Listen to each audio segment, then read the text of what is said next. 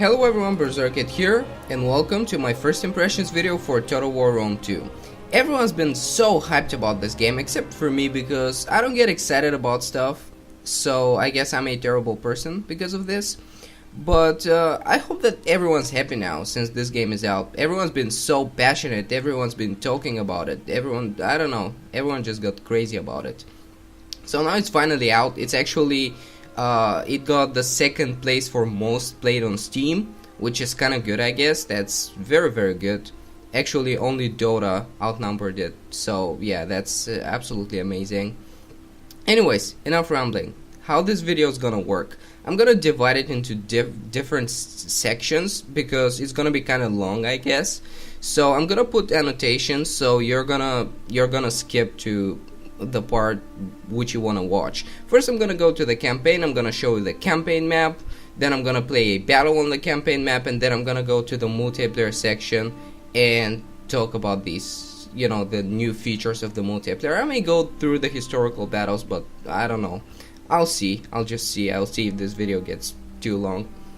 Anyways, let's jump right into it. Now I'm gonna start a new campaign. I was thinking of which faction I want to play, and I'm gonna play as Parthia. I actually tried Parthia once, but I failed because it was my very first campaign. So I guess that was why I just failed a battle or two. So I was like, I'm not gonna play anymore. So the first thing that I wanna emphasize on is that the loading screens are just too long. Loading in this game takes up to 1 or 2 minutes. I'm not gonna edit out this part just because I want you to see how long it takes, but this is maybe the main problem that I have with this game. It's just, it takes so long. I guess this is only in the campaign. Actually, battles load kinda quick, but this loading time is just absolutely... This actually didn't take that long. Yesterday I had to wait for like 2 minutes for this thing to load, and many people have been complaining about this. But the good thing is that even if I name some of the problems that I have with this game, even if I have them, like even if there are some things that are clearly not good, they announced that there's gonna be a patch in Friday, and this is actually gonna be the first patch. It's not gonna be the only patch, but it's gonna be the first patch, so they're gonna fix a lot of these things. You know, there are forums, people can complain about this, and if many people complain about this, it's in, you know, the company's interest to actually fix this. Anyways, now we're not gonna watch this. This is first impressions video. This is not let's play. So now, first what I wanna show you, I guess, is the victory conditions. If you go to objectives, you can see these are your kind of current missions. This is your current mission right here. You need to hold 8 settlements through either direct ownership or military allies, but you have some bonus objectives that you can they kind of guide you, and they give you rewards, you know, so that's kind of good. But what I want to talk about are the ultimate objectives. So as you can see, you can have military victory, you can have economic victory, and you can have cultural victory, and I really like these things. For example, the military victory, you can see you have to control 140 settlements, and they're different for each faction, so that's really good. Like, they're very unique for each faction that you can play. And then what's interesting is that for the cultural victory, for example, you should spread your culture around the world. And culture, you can see, like here, this is the predominant culture, this is Eastern. So if I go to a settlement, for example, what was interesting for me is that the Germanic tribes, for example, they don't like foreign culture. So if you go to a particular, let's say, Celtic settlement, your public order is going to be lower. So that's really interesting. That's one of the main things. But yeah, I think this is enough about the victories. As you can see, you can pause the video, you can take a look at them. They're kind of nice, but what I don't like about this thing, about the campaign in general, is that there is no short campaign, and these campaigns are really long. So I don't know if I'm ever gonna complete a campaign if it's really that long. But you have different alternatives, as you can see. You can either, you know, hold 140 settlements including these ones, or you can hold 140 settlements in total. So you can see you have different possibilities here. So yeah, you should, you should do what you think it's easier or most convenient for you, which is really good. So this is the new UI. As you can see, I guess it's kind of difficult to get used to it at first, but once you get used to it, it's really good. It's actually, I get lost. I still get lost, although I've played this game for about 9 hours now. So I still get lost. I don't know where to find stuff, but once you get used to it, it's very easy to just navigate. So you've got the technology here. As you can see, you've got military and you have civic, so you have different technology. I think, yeah, they're definitely different for the different cultures. So once again, that's very nice. You can do a lot of stuff here. You've got your armies, and I guess I want to talk about the army customization a little bit. So they said that you'll be able to, change some things when it comes to your armies and stuff like that. You can rename them, for example. You can change their banners. I really expected a little bit more of that. So if you go to details here, you can change their emblem, but it doesn't change their actual banner. It just changed this thing that's above it, and there are not many. There are just 3 here, as you can see. Plus, you can rename them, and after they gain experience, they have these traditions that are just little buffs. So I expected some kind of customization, kind of like Shogun 2, where you could customize your units and you can change the way they look and so on and so forth. Anyways, now let me do something while I do these things, actually. Or while I talk about these things. First, I guess I want to say that I run this game at somewhat high setting. Actually, it's kind of, most things are on medium, but the texture quality is at high. And I can run the game at pretty good frame rate, about 30 FPS. That's kind of nice. I can go higher than that, but the frame rate is just gonna drop. Plus, the game is not fully optimized yet. For example, when there is smoke on the screen, my computer just goes crazy and wants to explode for some reason. The frame rate falls down to 10, which is not really good. So here, okay, this is the diplomacy screen. This is really good. I'm gonna attack this faction. It's absolutely crazy. Like, this is a crazy decision, but I'm not gonna play seriously. I just wanna show you the different things about the game. So that's what I'm gonna do. I'm gonna besiege the settlement. So once you besiege the settlement, you can you start losing. Like, this means that some units start dying. Like, your troops just start dying, and that happens every time when you besiege a settlement. But the good thing is that these guys that are in the settlement lose even more troops. So you should be you should think about things like this is the thing that I like about the new campaign. You should just think. For example, now if I go to the trade and finance here, you can see all these detailed stats. Plus I can go to let's see, where was this? Yeah, to the details now. So it gives me really detailed look of everything. For example, now I can go to the public order, and if it's going down, I can see why it's going down. That's really nice. So again, there are some situations that are just unfixable, and when you go to a certain situation, now you could see some frame rate drop. I don't know why that happens, but it happens sometimes. It's not fully optimized again. Now, just, I don't do anything, the frame rate just drops. But anyway, that's a good thing, that if you think about things, then you can just fix them, and there are alternate ways to fix them. So that's kind of nice. Plus, if you trade with a faction, for example, I trade with these guys now, they're my allies. So you can see it tells you the income. So if you export stuff, you get more income. And yeah, that's really nice. And for example, now as you can see, the map is divided into different provinces. So the public order for the province is kind of similar for all the settlements.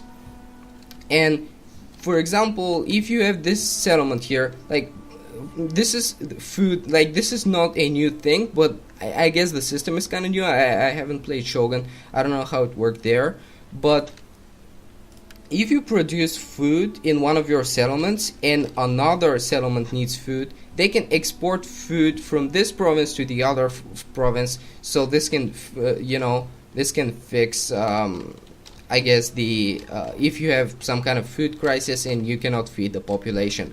So this way you can develop your cities in a different way. Now, if I hold all the cities, if I hold all the cities in this province, there are 4 cities, but as you can see, the others are held by my enemies. But if I hold all of them, then I can get 1 civic city, I can get 1 military city, I can get 1 city that produces food. So this is a very nice way to develop things. Now, I guess we should jump into the battle, just so that I can show you the battles, and then I'm gonna talk about the campaign map more, because there are really many new features that I want to talk. And this may be a little boring because I'm not really playing, but this is a first impressions video, so I guess I should talk about the different things. It's been 10 minutes now, about 10 minutes, and I'm kind of glad that I was able to talk about many things, because there is really much that can be said about this game. I really wasn't expecting to be that positive about it, because once again I was hoping to be good, but I wasn't expecting it to be that good. Or I don't know, I'm really glad that I like the game, and I've really played it for a great amount, and I'm really enjoying it.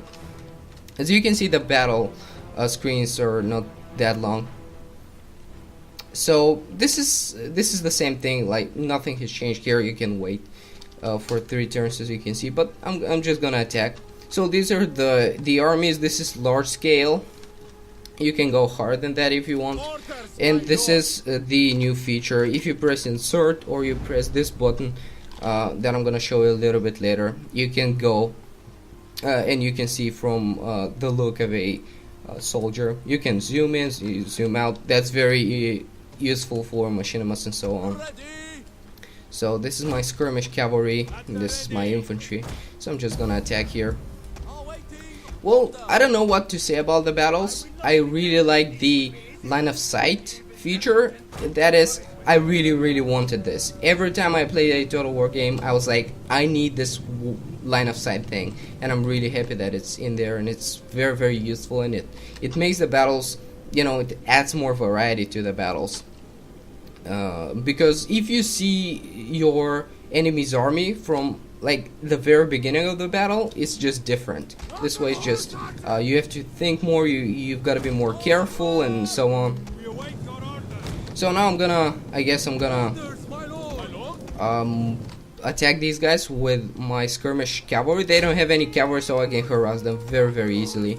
I'm not used to the units yet, but I know that these kind of mob units are kind of like peasants. And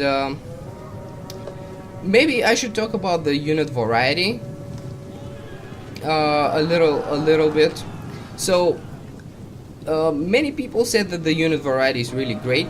It's not that great. It's decent. I mean, there are enough units in the game, but the thing is that what I like about it is that if you play a campaign, the way you develop your faction influences your unit. So you may play as 2 Germanic factions. You may be a Germanic faction. Let's say you play the co-op campaign, so your partner plays a Germanic faction as well, assuming that there are more Germanic factions.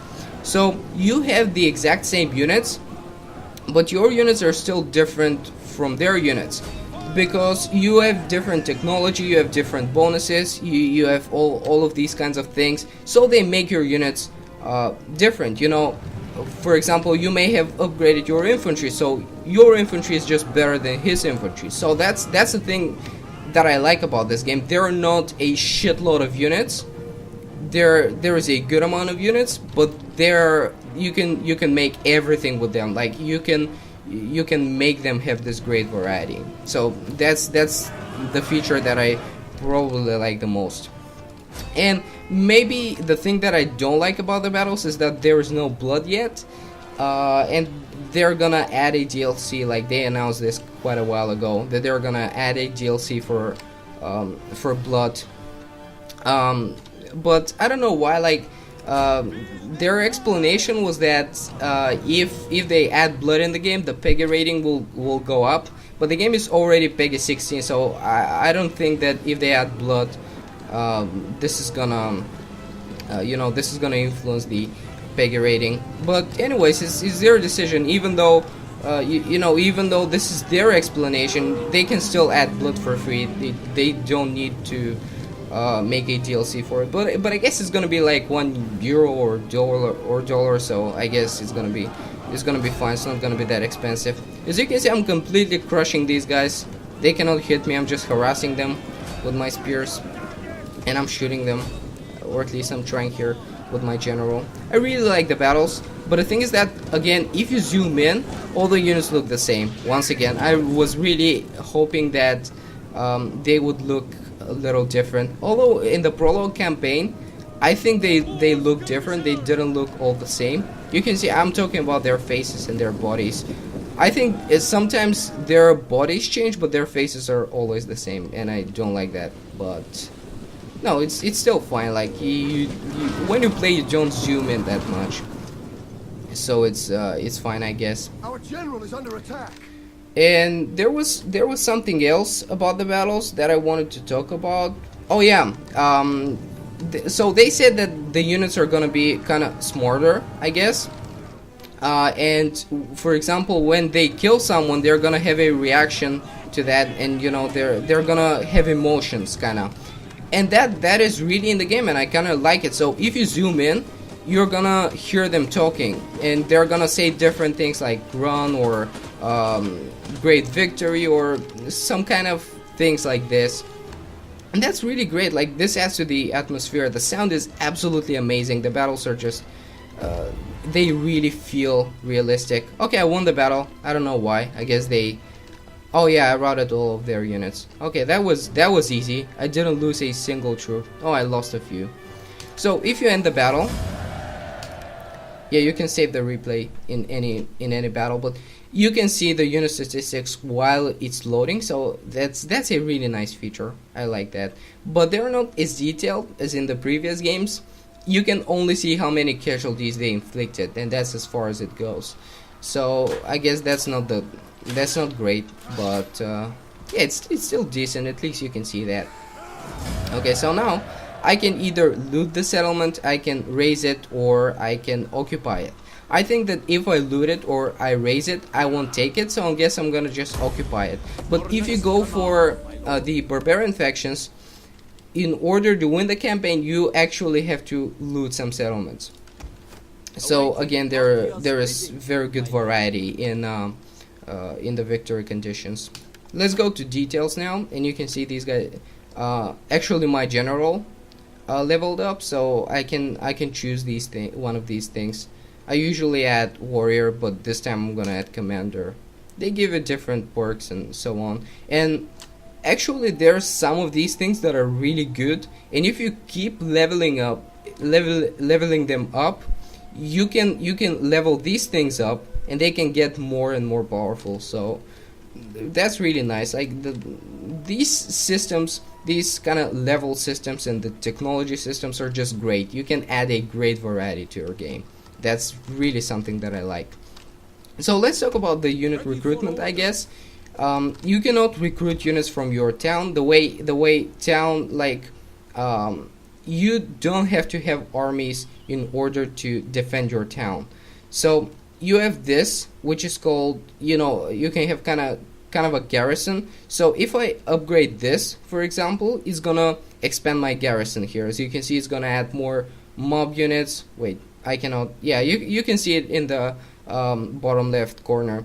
It's gonna add more hillmen, more mob, more eastern spearmen, and so on. So you don't have to have armies in your settlements. But the thing is that if you have armies, that's gonna increase. Every unit increases the public order per turn with 1, which is really, really good. So if you keep a huge army in each of your settlements, that's still gonna influence them. Not only is gonna defend them. So that's a good thing. You can hire mercenaries. Like if you go out of your territory, you cannot hire more units, you cannot recruit them, but you can hire mercenaries. But my advice for these guys is that you just keep them for one turn, because as you can see, I'm gonna show that a little bit later, but their upkeep cost is similar to their recruitment cost, or in this case it's even higher. It's 170 here, as you can see, and the unit costs 180 and 28 to recruit. So yeah, that's my advice with these guys. Anyways, the unit cards, I guess I should talk about this as well. I really like the unit cards. They are intuitive. That's what I like about them. They're simple, but you still can see, like, they're just minimalistic. They're simple, they're intuitive, and that's what I really like about them. And yeah, they're just perfect. And this tells their health, and if they have some kind of missiles, it's gonna be a blue bar over this. I still have some of these frame rate drops. And another thing that I saw is that if you select your some kind of agent, and you have two different types of agents. Now I can recruit a champion, but I don't have the technology, I guess, yet. But when you select your agent, your frame rate just drops for some reason. I don't know why. And the other thing is, as I said, the smoke. So if I go to an area that has smoke, my frame rate is just gonna drop. And I heard some people complain about crashes. The game crashed for me, I think 2 or 3 times. So it's not great. It needs some optimizing, but they're gonna fix that. Actually, I read in some kind of a review that the game was really buggy before they released it. You know, just a few days before release date. So I guess they didn't have the time to fix all of these things, and they're still working on them. So yeah, that's not gonna be an issue. They're gonna fix them. I think Shogun was very buggy at the beginning as well, but now it's not, or at least I haven't played a huge lot of it, but I think it's still fine. Anyways, what else should I talk about? Oh yeah, the like loading times from turn to turn take a lot of time. That's because there are a huge amount of factions, and that's something that I like. It's not like what I didn't like about Rome, although I don't know if I should talk about Rome since it's a very old game. But what I didn't like about it was that they're just Germanic tribes or Germans, then you have British and so on. This time it's not like this. You've got all of these different factions. Now I think this is a chance to show the diplomacy screen. So you can see all of these different factions. So they may be of similar culture, but they're still going to be divided in kind of a different tribes. So you've got the Seleucids here, you've got shitload of tribes that you can trade with. And this is let me show you the diplomacy screen. It's actually, diplomacy is totally different from any other Total War game. You can have all of these options, and the thing that I kind of don't like about it is that it's just too difficult to have some kind of diplomatic agreement with a faction. I guess that's not a bad thing, but it just makes the campaign difficult, and that's good for some people, but I don't exactly like it. Like, I think that it's too difficult, and you really have to just think about things once again if you really want to establish some kind of agreement with any faction. And some of them like you, some of them don't. So as you can see, these guys like me, so I guess I may start trading with them, although I can't, because as you can see, our borders are not we don't have similar borders. So if I want to trade with them, I should go through this faction, and in order for that to happen, I should trade with this faction first. So again, it's very good. And when you trade with someone, as I actually showed you this, you can just see how much profit you get from this. And I guess as time passes, you just get more and more profit. So I showed you the technology screen, I showed you the trade and finance and the objective. So I guess this is the only thing that's left for me to show you. This is the faction screen. So as you can see, you have many new things here. So I don't really understand this. I don't really understand all of these things, but you've got different, you've got influence, and the more influence you've got, the I don't know what increases, but something increases. It's good for your faction.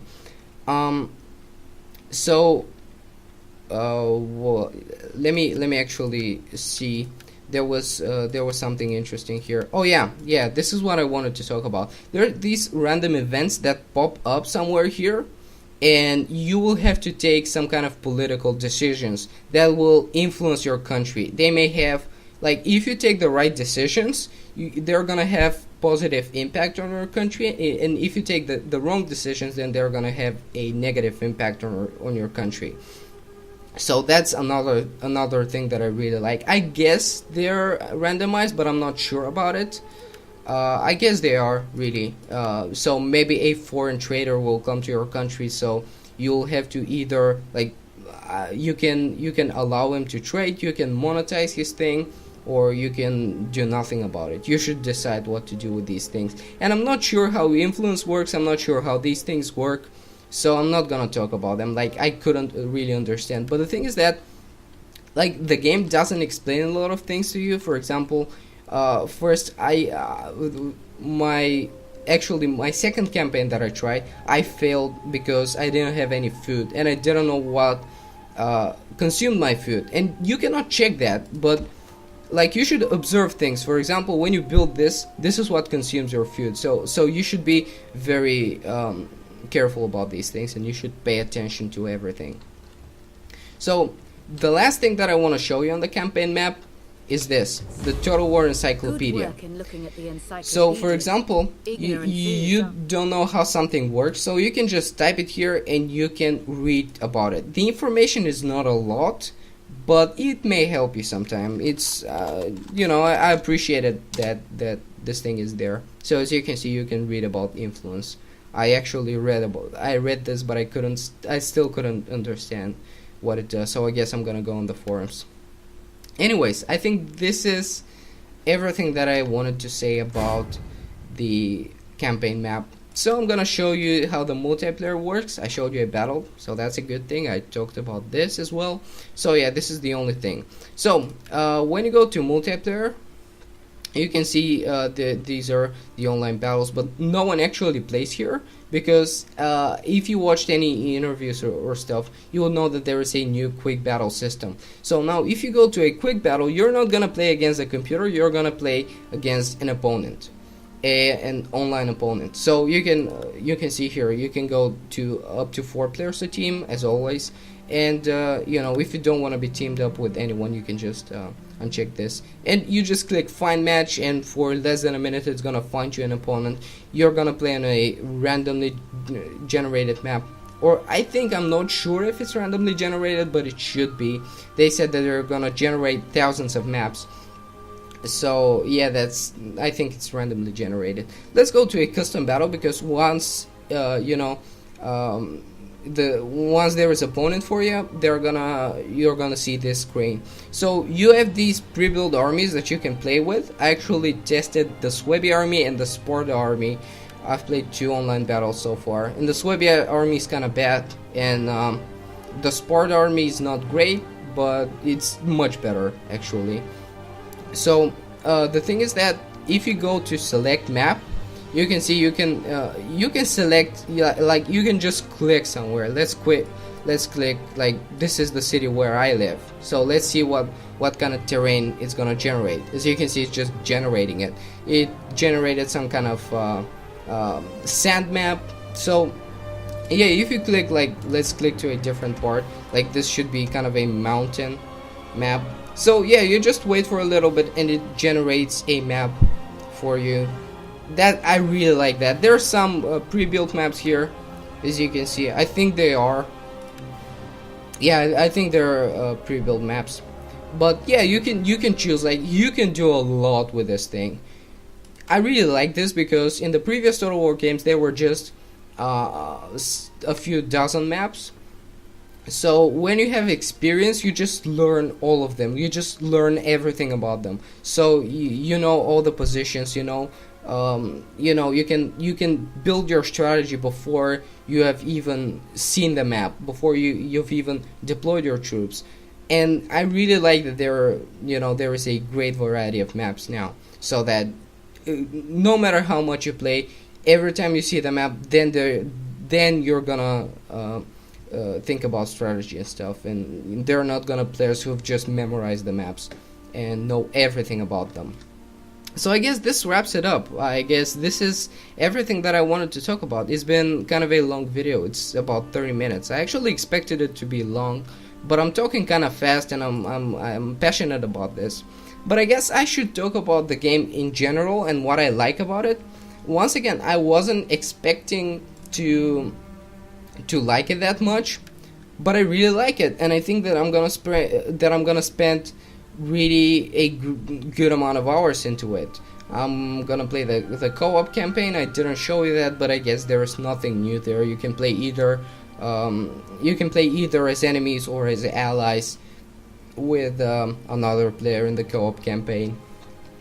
So yeah, this is everything. I really like the game. I like the campaign. It's so much different, so it just takes time to get used to it, but once you get used to it, it's really more enjoyable. And once again, I like the fact that you should think about things, and you should just be smart, and you should take decisions. That's it. And you have, like, your campaign can go in many different ways. That's what I like about it, that there is a lot of replayability in this game, that there are not a lot of factions. They're gonna add more, but the thing is that even though if you like finish, let's say you play as Macedon, even if you finish your campaign, you still want to play more, because your campaign can really go either way.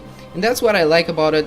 The multiplayers, I still like them. Once again, I like the battles. There should be I guess blood, and there should be yeah, they're gonna be much more realistic this way. I like the line of sight system. The battles are very enjoyable. Actually, the battles are very well optimized, except for the smoke thing. I don't experience any frame rate drops. The game just runs fine. So yeah, I guess this is everything that I wanted to talk about. So yeah, this is gonna be everything. Yeah, I think there is nothing else that I should talk about. So I really hope you enjoyed this video. I'm gonna see you for my next video, where I think I'm gonna be playing a multiplayer battle. I have one. I have a replay of one, and I'm gonna do a co-op campaign, but that's gonna happen maybe a week from now. So yeah, once again, I really hope you enjoyed this video. So see you next time. Goodbye.